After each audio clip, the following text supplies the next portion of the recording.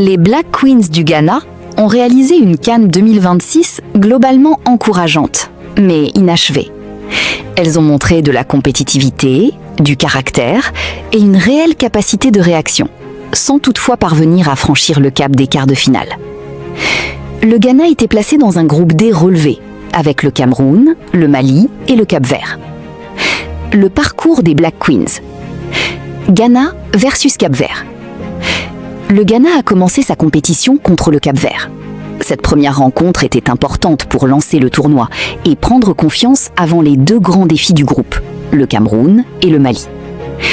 L'objectif était clair, éviter de laisser des points contre une équipe moins expérimentée et se placer favorablement dans la course au quart. Cameroun 1, Ghana 0. Le deuxième match a constitué un premier coup d'arrêt. Le Ghana s'est incliné 1-0 face au Cameroun, une défaite qui a permis aux Lions indomptables de prendre seuls la tête du groupe, avec 6 points après 2 journées. Le Ghana et le Mali se retrouvaient alors à 3 points. Cette rencontre a révélé une première limite. Face à une équipe très organisée et expérimentée, les Black Queens ont eu du mal à transformer leur potentiel en résultat. Ghana 1, Mala 1. Le dernier match de la phase de groupe était décisif. Le Ghana a obtenu un match nul 1-1 contre le Mali, un résultat qui lui a permis de décrocher sa place en quart de finale. C'était un match révélateur du caractère de l'équipe. Sous pression, les Black Queens ont trouvé les ressources nécessaires pour atteindre leur premier objectif. Quart de finale. Malawi 2, Ghana 1.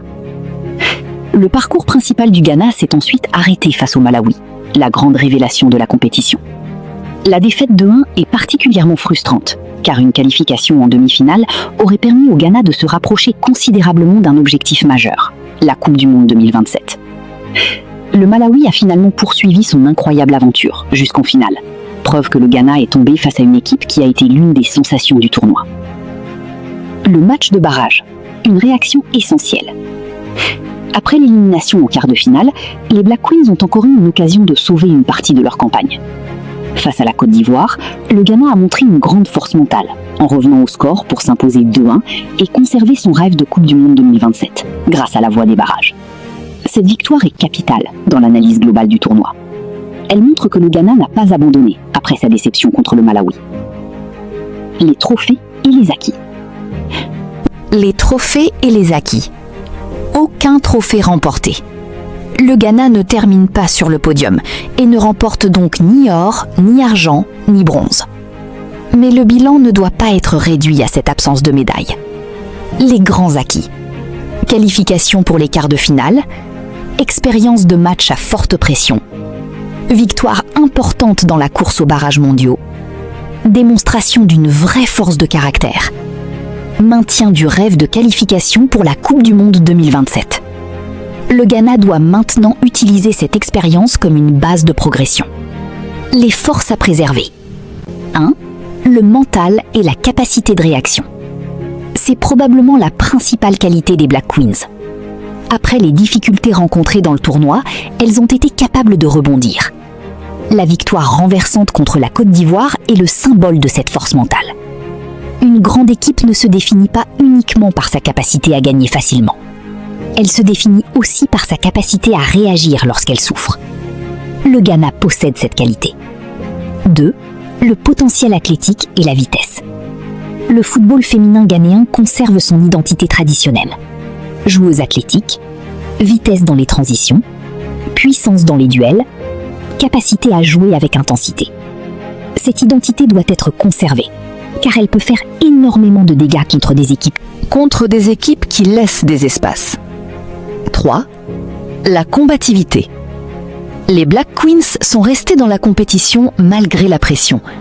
Le match contre le Mali, puis la réaction face à la Côte d'Ivoire, montrent une équipe qui refuse d'abandonner. Cet état d'esprit est précieux. 4. Une base pour construire l'avenir. Le Ghana possède une génération qui a désormais vécu une grande compétition continentale, dans un format élargi à 16 équipes. Cette expérience doit être valorisée à long terme. Les faiblesses à corriger. 1. La régularité. C'est, selon moi, le principal problème. Le Ghana a montré de bonnes choses, mais n'a pas réussi à maintenir le même niveau sur toute la compétition. Pour viser un titre, il faut être capable d'enchaîner. Bon match, bon match, bon match, victoire dans le match décisif. Les Black Queens doivent encore progresser dans cette constance. 2. L'efficacité offensive. Le quart de finale perdu contre le Malawi constitue un exemple important. Dans un match à élimination directe, les occasions ratées coûtent très cher. Le Ghana doit améliorer la dernière passe, les déplacements dans la surface, la qualité de finition, l'efficacité sur les coups de pied arrêtés. Pour franchir un cap, il faut devenir plus clinique. 3. La gestion des transitions défensives. Les équipes rapides et directes peuvent mettre le Ghana en difficulté. Le football africain féminin évolue. De plus en plus de sélections sont capables d'exploiter rapidement les espaces. Le Ghana doit donc améliorer la coordination entre le milieu de terrain, les latérales, la défense centrale. L'équipe doit mieux contrôler les moments où elle perd le ballon. 4. La gestion des matchs à élimination directe. La défaite contre le Malawi est le principal regret. La phase de groupe permet parfois de corriger une erreur. Un quart de finale, lui, ne pardonne rien. Le Ghana doit apprendre à gérer les temps faibles, les moments où il faut ralentir le jeu. Ralentir le jeu, la protection d'un score, la gestion émotionnelle, les dernières minutes. C'est dans ce domaine que les équipes championnes font souvent la différence. Ce que le Ghana doit améliorer pour franchir un cap.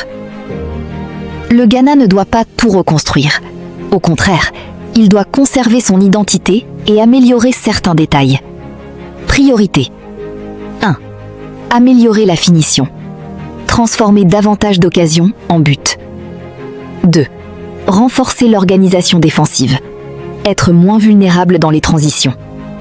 3. Développer un plan B tactique. Pouvoir changer de système lorsqu'un match se bloque. 4. Augmenter la profondeur du banc.